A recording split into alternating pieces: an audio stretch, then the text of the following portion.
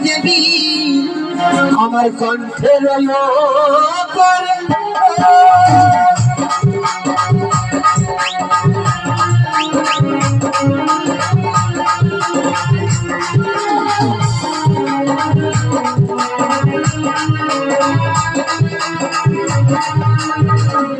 আর তুমি বলো ছাড়ো ছাড়ো না বলে আমি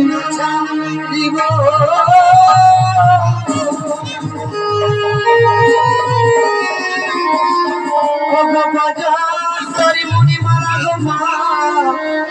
আমি চরণে বাজিব